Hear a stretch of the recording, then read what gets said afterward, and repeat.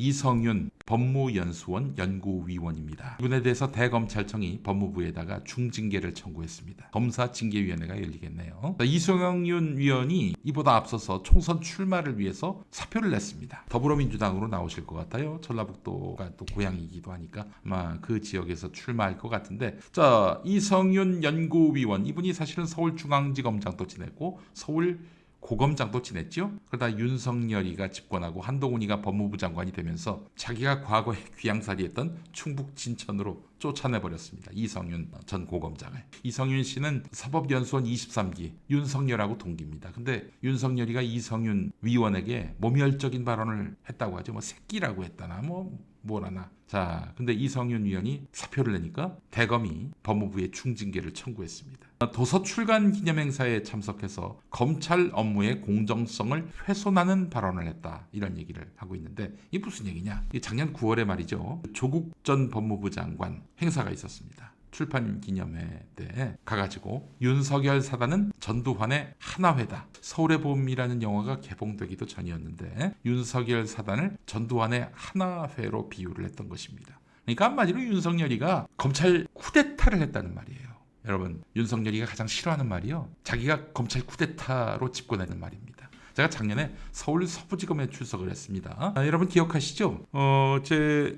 제 SNS 페이스북 계정에 제가 그 김건희 성상납 의혹을 제기했다, 이런 명목으로 검찰과 경찰이 저를, 앞서서는 경찰이 송치하고 나중에는 검찰이 기소해서 현재 재판을 받고 있습니다. 제 페이스북 계정에서 제가 그 글을 썼느냐? 저는 일체 진술을 하지 않았습니다. 일체 진술을 하지 않았어요. 그때였습니다. 서울 서부지검에 출석했을 때 수사관이 여러 번 물었던 것 중에 하나가 윤석열이 언제 쿠데타를 일으켰느냐. 윤석열이는 쿠데타를 일으킨 바가 없다, 이렇게 얘기하고 있는 거예요. 저는 일체 답변을 안 했습니다. 제가 사실 그 글을 썼다라고 저 수사관은 믿고 있는 모양인데, 저는 그 글을 썼는지 안 썼는지 그걸 포함해서 일체 진술을 하지 않았습니다. 근데 결국 나중에 기소가 됐어요. 자, 근데 말이죠, 여러분. 쿠데타 아니었습니까? 쿠데타 맞잖아요. 그렇잖아요. 윤석열이가 자연인으로 국민의힘에 입당을 해가지고 대통령 후보가 되고 대통령이 될 수 있었습니까? 그가 자기가 갖고 있던 검찰 권력을 이용해가지고 그렇게 해서 정치적 반대자라 할 수 있는 그 문재인 정부를 상대로 해서 털고, 그리고 자기 상관인 조국 추미애를 죽이려 했고 그랬잖아요. 그래서 국민의힘에서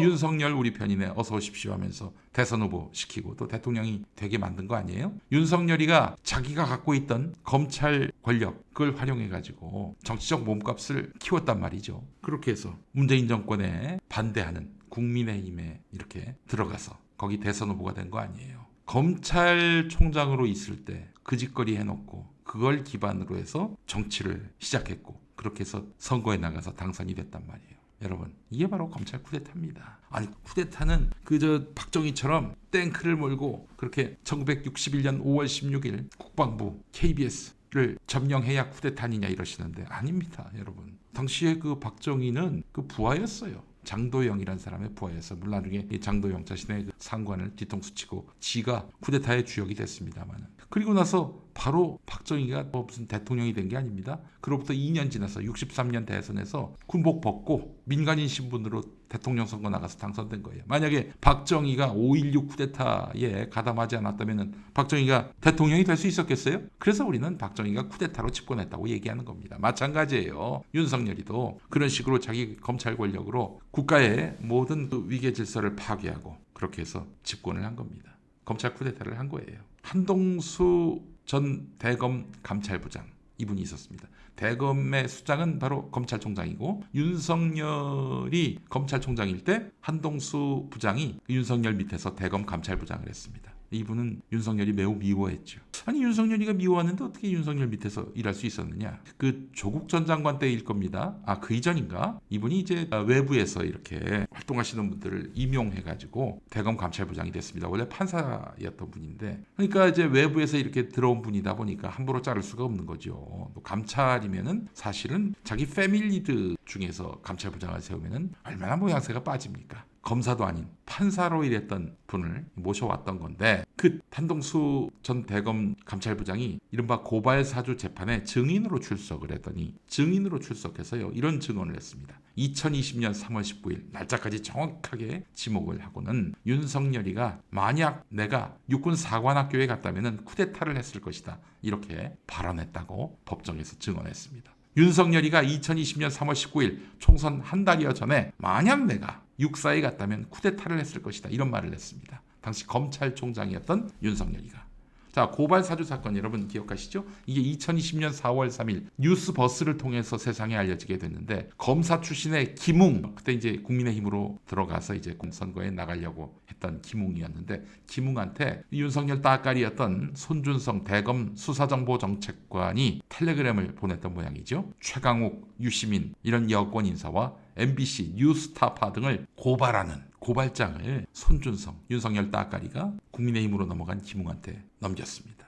야, 이거 너희 당에서 국민의힘에서 우리 검찰에다 고발해라. 고발장을 검사들이 써놓고는 이걸 보고 국민의힘에서 고발하는 척 해달라는 거죠. 다 써있으니까 이거 그냥 네 이름만 넣어가지고 너희 당 사람 이름 넣어가지고 그렇게 검찰에 접수하면 돼. 근데 이 실무에 관여했던 분이 이걸 폭로를 하게 됐죠. 공익제보자 조성은 님이시죠. 고발장을 보니까 말이죠. 피해자가 윤석열 그리고 김건희, 한동훈이었습니다. 자, 윤석열, 김건희, 한동훈의 이익을 대변하는 고발장. 이거를 윤석열 따까리인 손준성이가 국민의힘으로 넘어간 김웅한테 넘기고 야, 이거 너희들이 우리한테 고발해라. 그럼 우리가 알아서 수사할게. 이렇게 했던 거 아닙니까? 자, 문재인 정부 아래에서 아무리 문재인 정부 인사들에 대해서 칼로 쑤시고 후벼도 그래도 문재인 정부 아래에 있는데 우리 검찰이 직접 여당 인사를 수사하기 어려우니 야, 야당이 고발해라. 고발하는 척해라. 그럼 우리가 알아서 수사할게. 이게 바로 고발사주 사건이에요. 이 당시에 이재명 대선 후보, 이게 이제 이재명 대선 후보가 했던 말이 뭐냐? 충격적이다. 반드시 진상규명이 돼야 하고 사실이라면 엄중한 책임을 물어야 한다. 만약 사실이라면은 검찰의 노골적인 정치 개입이고 명백한 검찰 쿠데타 시도다 이렇게 얘기를 했습니다.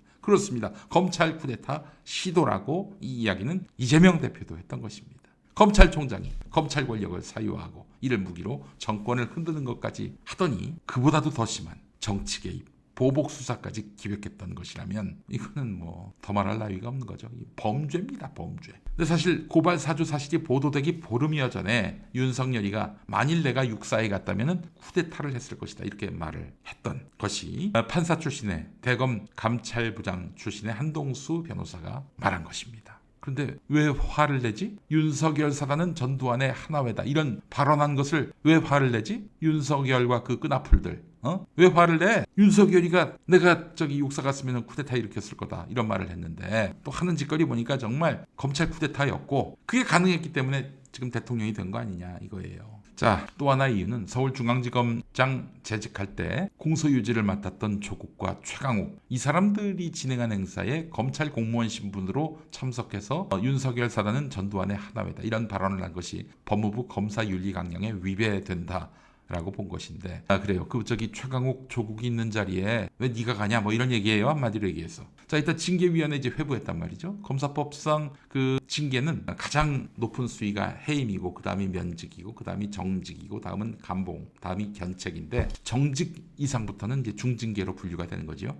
그 정도 나올 것 같습니다. 지금 윤석열이가 완벽하게 장악하고 있는 법무부 검찰인데 그렇다면 이성윤 위원은 출마를 못하게 되는가? 아닙니다. 더불어민주당 황운하 의원 이분이 이제 사실 경찰 출신이고 지방경찰청장을 하던 와중에 울산시장 선거 개입 의혹으로 검찰에 의해서 또 표적이 됐죠. 재판을 받는 와중에 사표가 수리되지 않아가지고 총선 출마를 할 수 있느냐 없느냐 논란이 많았는데 그냥 출마를 했어요. 당선이 됐고요. 나중에 이거 갖고 또 이제 소송이 걸렸는데 대법원은 공직선거법에서 정한 기간 내에 사직원을 제출했다면 그게 수리되는 것과 무관하게 접수 시점에 직을 그만둔 것으로 간주한다. 내가 그만두겠다. 이렇게 밝힌 걸 기준으로 해가지고 사직한 걸로 이제 간주한다라고 보는 거죠, 대법원은. 그래서 당선이 유효하다 해서 이제 판결이 나왔어요. 이성윤 위원의 그 출마는 가능하다 이런 이야기입니다. 하여간 이성윤 위원 이 터무니없는 징계와 보복에 지금 시달리고 있는데 휘둘리지 마시고 당당히 나가시기 바랍니다. 우연히 지나다가 만났어요. 우리 이성윤 우리 위원을 만났는데 아이고 세상에 이렇게 또 팬사인도 해주셨어요. 존경하는 김용민 목사님. 존경하긴 제가 뭐 존경할 구석이 뭐가 있다고. 그대가 꽃 이렇게 하면서 사인까지 해주셨어요. 얼마나 감사한지 모르겠습니다. 자, 이 책은요 진천 법무연수원으로 귀향을 간 이성윤 위원이 꽃과 식물을 관찰하면서 사색한 내용입니다. 예전에 김대중 전 대통령이 동교동 자택에 그 감금됐을 때 이제 연금된 거죠. 가택연금을 당한 때 그 좁은 정원에서 자라는 풀들 꽃을 보면서 그걸 다 외웠다는 거 아닙니까?